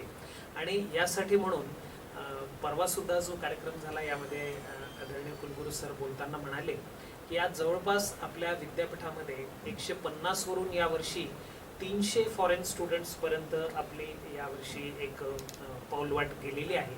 पण हे करत असताना संतपीठाचं कार्य करताना एक नवीन धोरणात्मक निर्णय परवा आम्ही असा घेतला की महाराष्ट्राचं जे संत साहित्य आहे किंवा भारतीय पारंपरिक विज्ञानातून जे काही आपल्याला जगापुढे हे विज्ञान मांडायचं आहे, याच्यासाठी 2 क्रेडिट्सचे 2 कोर्सेस हे संतपीठाच्या माध्यमातून आपण निर्मित करीत आहोत. आणि याचा मुख्य उद्देश हाच आहे की नुसतं आपल्याच विद्यापीठात नव्हे तर महाराष्ट्रातल्या कुठल्याही विद्यापीठात जो कोणी फॉरेन स्टुडंट शिकायला येतो त्याला ही 2 विषय इलेक्टिव्ह क्रेडिट्समध्ये देण्याचा आपण एक निर्णय घेतो आहोत. आमचं उच्च शिक्षणाचं जे काही खातं आहे ते सुद्धा त्यासाठी इच्छुक आहेत. आणि विषय असाच आहे की जो कोणी फॉरेनचा स्टुडंट इथे शिकायला येईल त्याला आपल्या पारंपरिक भारतीय जे काही ज्ञान आहे म्हणजे ट्रॅडिशनल नॉलेज ज्याला आपण म्हणतो, या ट्रॅडिशनल नॉलेजचं तो येऊन इथे फक्त त्याच्या विषयाचं ज्ञान घेऊन नाही गेला पाहिजे, तर हा भारत किती वैभवशाली आहे हे ज्ञान घेऊन जाणं गरजेचं आहे. आणि ज्या महाराष्ट्रामध्ये तो शिकतो आहे या महाराष्ट्राचा संत साहित्याची जी काही गौरवशाली परंपरा आहे, जे आपले विचार आहेत, त्याच्यासाठी 2 क्रेडिटचा एक विषय, असे 2 विषयचं सध्या निर्मिती आम्ही करत आहोत. देशमाने सर माझ्याबरोबर त्या प्रकल्पामध्ये आहेत सुद्धा. आणि अशी ही जी काही विषय आपण आणतो आहोत तर इंटरनॅशनल लेवलवरती आपल्याला ट्रॅडिशनल नॉलेज जे इंडियन ट्रॅडिशनल नॉलेज ज्याला आपण म्हणतो ते, आणि त्याचबरोबर महाराष्ट्राचं संत साहित्य याला कशा पद्धतीने जगापुढे नेता येईल याच्यासाठीचा प्रयत्न आपण करत आहोत.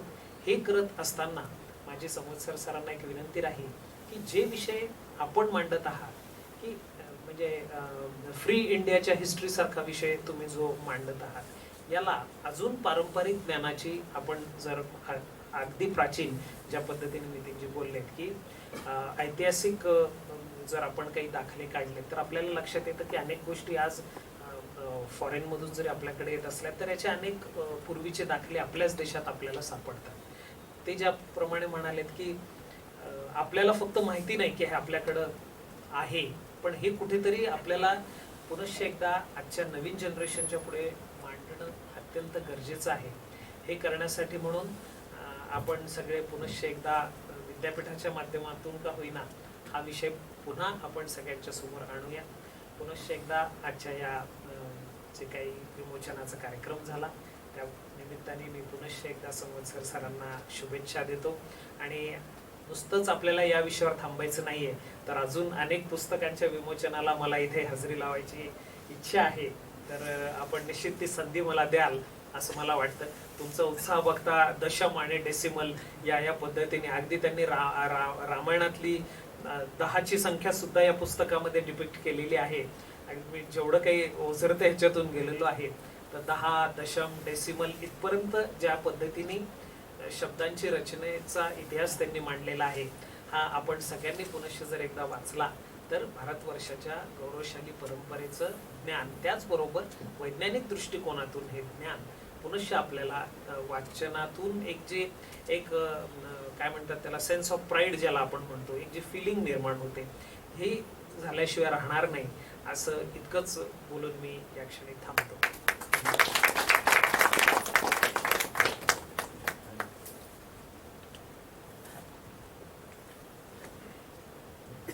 धन्यवाद प्रवीणजी. मगाशी एक गोष्ट सांगायची राहिली की हे जे पुस्तकं आहेत याची सॉफ्ट कॉपी ऑनलाईन लवकरच उपलब्ध होणार आहेत आणि जी त्यासाठी प्रयत्न करत आहेत. यानंतर आपल्या कार्यक्रमाचे आजचे अध्यक्ष श्री अनिलजी भालेराव यांना मी विनंती करतो की त्यांनी आपले विचार मांडावे.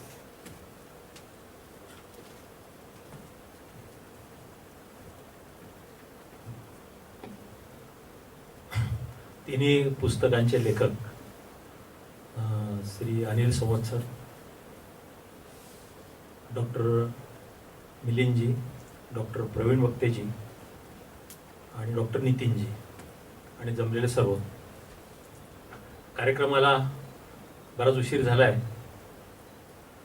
सगळं त्यांनी लिहिलं पुस्तक काही मी आता समजून सांगण्याची हिंमत करणार नाही. प्रत्येकाने ते बघून वाचावं. खरं म्हणजे आज मी माझं भाग्य समजतो की सगळ्या शास्त्रज्ञ लोकांबरोबर मला आज बसायला मिळालं. सायन्स आणि गणित माझे आवडीचे विषय होते, त्याच्यामुळे सायन्स बरोबर गणित पण आलं. संवत्सरांनी सगळं गणित व्यवस्थित मांडलंय सगळं, आणि ते इतकं चांगलं करू शकतात याच्यावर मला म्हणजे खात्री होती. पण बघितल्यानंतर असं वाटलं की त्यांनी खूपच जास्त काम केलंय. मला असं आठवतं की 82 का 83 साली संवत्सर इंटरव्ह्यूला आले आणि माझ्यासमोर मला जनरली योग्य माणूस भेटणं हे त्यावेळेला अवघडच असायचं. म्हणजे की आपल्या विचारलेल्या प्रश्नाची कोणी उत्तरच देईल असं सहसा कोणी सापडत नव्हता. पण मी 1-2 प्रश्न संवत्सरला विचारले आणि त्यांनी त्याचे उत्तर दिले जे 99% इंजिनियर्स देत नाहीत किंवा देऊ शकले नाहीत. साधे बेसिक इंजिनिअरिंगचेच प्रश्न होते आणि त्याचे उत्तर दिले आणि मी लगेच ठरवलं की आता ह्या माणसाला घ्यायचं. आणि घेतल्यानंतर जो मी असं विचार केला की ह्या प्रश्नाचे उत्तर देऊ शकतो म्हणजे हा नक्कीच विचार करणारा मुलगा आहे, माणूस आहे, कॅन्डिडेट आहे. आणि मग त्यांना अवघड डिपार्टमेंटलाच टाकलं त्याला, म्हणजे जे रिसर्च डेव्हलपमेंट डिपार्टमेंट. जिथे पाट्या टाकायचे कामं आहेत तिथे ते संवत्सर नाही करू शकत. जिथे कोणालाच प्रश्नाचं उत्तर मिळत नाही, ज्याला अवघड येत म्हणजे जातं, असे प्रश्न ते चॅलेंजिंग मानतात. म्हणून त्यांना जे काम द्यायचं मी ते अवघडच असायचं. आणि ते कधीतरी मग रात्री उठून रात्री अभ्यास करायचे, कधीतरी सकाळी येऊन ते लगेच त्याचं उत्तर सांगायचे. आणि मला माहिती आहे एक आणखी दुसरी गोष्ट अशी की संवत्सर हे सगळ्यांबरोबर नाही काम करू शकत, काही ठराविक लोकांबरोबरच करू शकतात. त्याच्यामुळे त्यांचा कसा वापर करायचा, म्हणजे न्यूक्लिअर एनर्जी सारखं आहे ते. म्हणजे त्याला पूर्ण मॉडरेट सिस्टीम मधून पास केलं तरच त्याची एनर्जी तुम्हाला मिळते.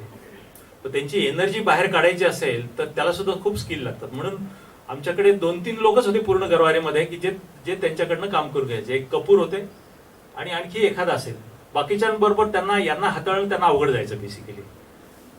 म्हणजे एक तर यांनी सजेशन दिलं त्यांना समजायचं नाही असं तरी असायचं, किंवा मग त्यांना त्यांच्याकडनं करून घ्यायचं नाही. तर अशा प्रकारे त्यांचं सगळं पूर्ण करिअर राहिलेलं आहे आणि सन कंट्रोलच्या संशोधनामध्ये पण त्यांचा महत्त्वाचा वाटा आहे. आज अमेरिकेमध्ये जी गरवारेची सन कंट्रोल फिल्म विकली जाते आणि जो ब्रँड आता नंबर 3ला अमेरिकेमध्ये असेल, तर त्याची सुरुवात आणि त्याचे सुरुवातीचे सगळे एफर्ट्स आहेत ते ज्या लोकांनी घेतले त्यापैकी एक संवत्सर आहे. म्हणजे आता हे जे पुस्तक आहेत, ह्या पुस्तकाची पण म्हणजे ज्याला मी असं म्हणेल की खूप त्याच्यामध्ये ते जर वाचलं तरच लक्षात येतं की त्याच्यामध्ये किती इनपुट गेलेलं आहे, किती विचार झालेला आहे. मग ते कॅलेंडर डिझाईन असेल किंवा घड्याळाचं डिझाईन असेल किंवा त्याची कन्व्हर्शनची स्केल असेल, या सगळ्या गोष्टीमध्ये ज्या वेळेला तुम्ही वाचाल, ते एकदा वाचून उपयोग नाही, तुम्ही 5-6 वेळेस तरी वाचलं पाहिजे. मग तुम्हाला ते कळायला लागेल बेसिकली की याच्या पाठीमागे किती एफर्ट्स गेले आहेत. म्हणून बऱ्याच वेळेला आमचं ज्या वेळेला डिस्कशन होतं, माझं जनरली असं असतं की बा खूप प्रश्न विचारले पाहिजे म्हणजे मग ती गोष्ट पक्की होते. म्हणजे त्याच्यापासून होणारे काही दुष्परिणाम असतील किंवा काही गोष्टी विसरल्या असतील किंवा राहिल्या असतील, तर उद्देश हा नेहमी माझा तोच राहिलेला आहे की ज्याच्यामुळे ते आणखी परफेक्ट होईल.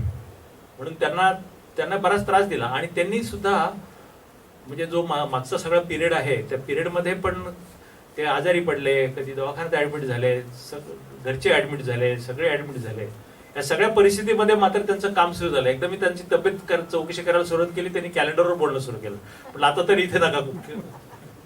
तर हे जे एवढी पॅशन लागते आणि त्याच्यात कायम गुंतून घ्यावं लागतं. 24 तास नाही, मला असं वाटतं की किती अर्थ डे त्यांनी गुंतवलेत मला माहित नाही. त्यांच्या भाषेमध्ये जर बोलायचं झालं तर ते 1200 अर्थ डे त्यांनी त्याच्यामध्ये गुंतवलेत आणि त्याच्यामधून आपल्याला आता हे दिसतं. सगळ्यात महत्त्वाची गोष्ट म्हणजे याचे उपयोग. म्हणजे मी आता एक उदाहरण जस्ट सांगतो की एकाने मला आज फोन केला की मला तुमच्या घरी यायचं आहे. म्हटलं ये, म्हटलं तू असं कर, जालना रोडवरून राईट टर्न घे, नंतर तिथून लेफ्ट टर्न घे, मग पुढे तुला एक मॉल दिसेल, तिथून एक परत लेफ्ट टर्न. साहेब गुगल लोकेशन पाठवणं म्हणतं. म्हणजे जर तुमचं घर आणि तुमची जागा जर तुम्ही अक्षांश आणि रेखांश मध्ये स्पेसिफाय केली, मग कोणाला सांगावं नाही लागणार की मी महाराष्ट्रात राहतो, मग तिथे औरंगाबादमध्ये राहतो, मग जालना रोडच्या उजवीकडे राहतो, मग तिथून एक गल्ली लागते, मग तिथून एक मंदिर लागतं. एवढं सगळं पूर्ण अख्खं वर्णन करण्याच्या वेळी जर त्याला मी गुगल लोकेशन दिलं तर तो लगेच पोहोचू शकतो. तसंच आता हे सगळं तुमचं युगाब्द कुठलं आहे, वर्ष कुठलं आहे, महिना कुठला आहे, वार कुठला आहे आणि वेळ कुठली आहे, एवढ्या सगळ्यात न जाता हे सगळं डेसिमलचं जर गुगल लोकेशन सारखं टाकलं तर माणूस त्या क्षणाला पोहोचू शकतो. इतकं सिंपल ही मला वाटतं की जसं आपण गुगल ॲड्रेस प्रमाणे एका ठिकाणी पोहोचू शकतो आणि त्या गुगलच्या कॉम्प्युटरला ती भाषा कळते, तशीच ही कॉम्प्युटरला सुद्धा ह्या कॅलेंडरचीच भाषा कळणार आहे. मला नाही वाटत की त्याला तो सगळं दिवस आणि युगाब्द आणि सगळं करून तो कॅल्क्युलेशन करू शकेल. त्याला कदाचित खूप सुपर कॉम्प्युटर लागेल, साधा कॉम्प्युटर कदाचित चालणार पण नाही. म्हणून कॉम्प्युटरला पण उपयोगी असणारे कदाचित हे कॅलेंडरची सिस्टीम मला असं वाटतं की पुढे मागे उपयोगी पडू शकते.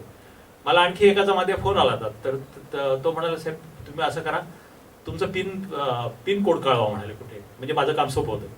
मग त्याला पिन कोड कळल्यानंतर त्यांनी ठरवलं की याला ह्या जागेवर पोहोचण्याचं किती भाडं लागेल. म्हणजे मला असं वाटतं की लोकांची पण एक गरज आहे आणि ज्या लोकांना त्यांचं काम सोपं करायचं आहे त्यांना मला असं वाटतं की याची कदाचित गरज भासणार आहे. आता कदाचित गरज भासणार नाही, पण नंतर पुढे लोकांना वेळ वाचावा म्हणून, सगळ्या सिस्टीम सोप्या व्हावं म्हणून कदाचित याची गरज म्हणून सुद्धा कदाचित हे इम्प्लिमेंट कदाचित करावं लागेल. ती वेळ अजून 5 वर्षांनी येणार आहे की 10 वर्षांनी येणार आहे आपल्याला माहित नाही, पण ती वेळ नक्कीच येणार आहे. आणि त्या वेळेला मला असं वाटतं की हे केलेलं काम जे आहे ते कदाचित त्यावेळेला नक्की उपयोगी पडेल. आणि खरं म्हणजे संवत्सरचं जे सगळं इतकं डिटेलिंग त्यांनी केलेलं आहे आणि त्यांनी एका वेळेला सगळ्या गोष्टी लिहिल्या आहेत. मोदीनॉमिक्स पण त्यांनी मला वाटतं मध्ये एक केलं. एवढा वेळ कुठून काढतात आणि कसं करतात हे मला माहित नाही, तो वेळ मला वाटतं घरच्यांचाच घेत असतील ते बेसिकली. त्याच्यामुळे ते जेवले का नाही, खावले का नाही, त्यांनी लक्ष दिलं का नाही, मला वाटतं याची सगळी काळजी सगळ्या सायंटिस्ट लोकांचं असंच असतं मला वाटतं. त्याच्यामुळे आणि ते तसंच राहणार आहे आणि तसं असल्याशिवाय काहीतरी निर्माण होणार पण नाही मला वाटतं. त्याच्यामुळे घरच्यांचा सपोर्ट हा मला कल्पना आहे की त्यांनी मला त्यांच्या घरी एक फॅब्रिकेटेड एक गोष्ट दाखवली होती, ज्याचं गॅनी झैलसिंगनी उद्घाटन केलं होतं किंवा त्यांनी आयवन ॲप्रिशिएट केलं होतं. तर ते त्यांनी आर्टिस्टिक स्ट्रक्चर तयार केलं, त्याच्यामध्ये बारीक बारीक वेल्डिंग रॉड करून एक शिवाजीचं चित्र तयार केलं आणि वेल्डिंग तर त्यांनी स्वतः केलं, पण पत्नीला पण शिकवलं वेल्डिंग आणि पत्नीला पण ते करायला लावलं. बरोबर आहे, म्हणजे ते सोडत नाही कोणाला, सगळ्यांना कामाला लावतात. तर इतक्या सगळ्या व्हेरिड गोष्टीमधून म्हणजे एक वेल्डिंग पासून तर मॅथमॅटिक्स पर्यंत हा त्यांचा म्हणजे मला असं वाटतं की ते ज्या विषयामध्ये शिरतील त्या विषयामध्ये ते काम करू शकतील. हे त्यांचं नेचरच आहे. म्हणजे तो विषय त्यांचा असलाच पाहिजे असं काही नाही, त्यांचं नसलेल्या विषयात सुद्धा ते करू शकतील. चुकून त्यांना इथे हॉस्पिटलमध्ये वाव दिला नाही, तर कदाचित त्यांनी इथे पण सगळ्या डॉक्टरांना जॉबलेस करून टाकलं असतं. मला असं वाटतं की हे अतिशय आजचा चांगला दिवस आहे आणि हे छान प्रकारचं पब्लिकेशन इथे झालेलं आहे. सगळे सायंटिस्ट असल्यामुळे कोणी म्हटलं नाही की ह्या पुस्तकाचं विमोचन झालं म्हणून. त्यांच्या वतीने मी असं म्हणतो की आज तिन्ही पुस्तकाचं आज विमोचन करण्यात आलेलं आहे आणि ह्या गोष्टीचा ऐतिहासिकदृष्ट्या नक्कीच आजचा दिवस महत्त्वाचा आहे आणि आपण सगळे ह्या ऐतिहासिक क्षणाचे साक्षीदार आहात. त्याच्यामुळे आपणही आपल्याला सगळ्यांना भाग्यवान समजायला पाहिजे की आजच्या ह्या प्रसंगी आपण इथे उपस्थित राहिलात आणि हा एक शांतपणे आपण सगळा कार्यक्रम ऐकला. आपण सर्व विज्ञान भारतीने जी मला इथे आज बोलवलं आणि बोलण्याची जी आपल्याबरोबर वेळ घालवण्याची जी संधी दिली आणि मला जे काही समजून घेण्याची पण संधी दिली त्याबद्दल मी विज्ञान भारतीचे पण मी आभार व्यक्त करतो आणि संवत्सराचे परत एकदा आभार व्यक्त करून माझे 2 शब्द संपवतो. धन्यवाद.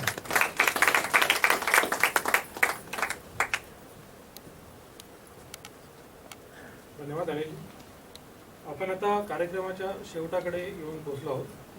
मी श्रीपादजी कुलकर्णी यांना विनंती करतो की त्यांनी मान्यवरांचे आणि उपस्थितांचे अनौपचारिक आभार व्यक्त करावे. त्यानंतर शांती मंत्र होईल आणि आपल्या कार्यक्रमाची सांगता होईल. धन्यवाद.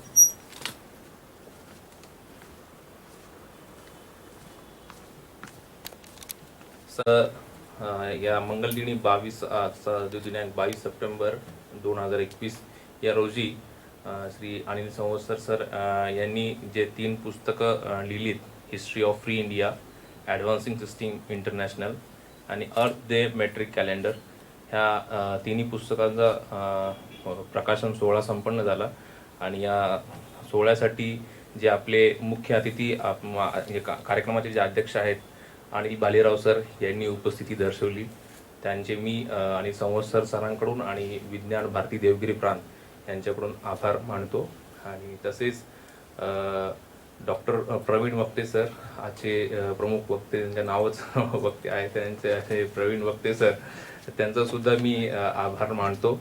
आणि नंतर डॉक्टर मिलिंद बेमलखेडकर सर यांनी सुद्धा या कार्यक्रमास उपस्थिती दर्शवून आम्हास मार्गदर्शन केले, त्यांचं पण मी मनापासून आभार मानतो. आणि त्यानंतर विशेष आभार म्हणजे अनिल संवत्सर सरांचे आहेत की ज्यांच्या कारणाने आपण इथं सर्व जमलो आहोत.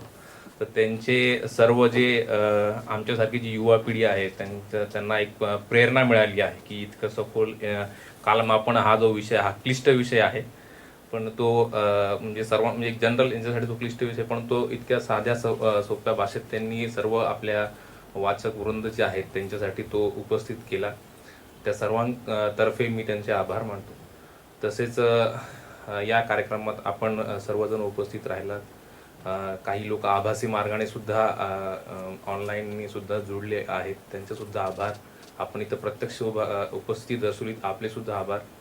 आणि रुग्णालय प्रशासन समिती त्यांनी हा आपल्याला हॉल या कार्यक्रमासाठी दिला, त्यांचे सुद्धा मी विशेष आभार मानतो. आणि धन्यवाद. आपण शांती मंत्र म्हणूयात आणि मग आणि शांती मंत्रानंतर जे काही अनौपचारिक जी चर्चा आहे त्यासाठी आपण सर्वजण उपलब्ध आहोत. ठीक आहे. ओम सर्वेपि सुखिनः सन्तु, सर्वे सन्तु निरामयः, सर्वे भद्राणि पश्यन्तु, मा कश्चित् दुःखमाप्नुयात्. ओम शांति शांति शांति. धन्यवाद.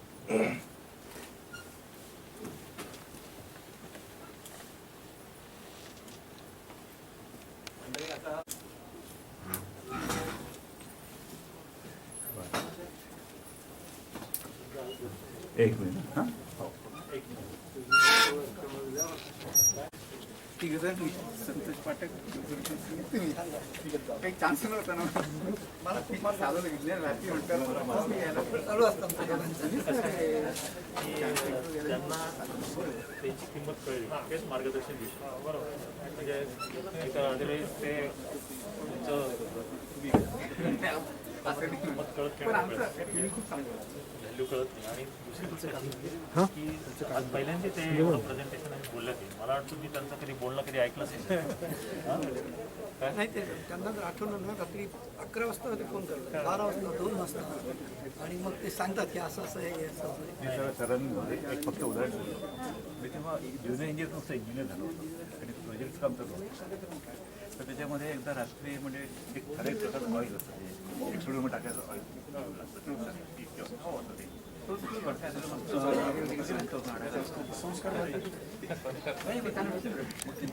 त्यांचे हे ना मॅनेज आले ते नाही. मग सरांना रात्री 2 वाजता फोन केला आणि त्यांचं वैशिष्ट्य असं कुठलाही फोन त्याचं दुसरी नाही वाजली, 3 वाजले की संवादसाठी बोलायचं. तर आमचे प्रोजेक्ट खूप वेगळे असतात. अमुक नंबरचा 3 वाजता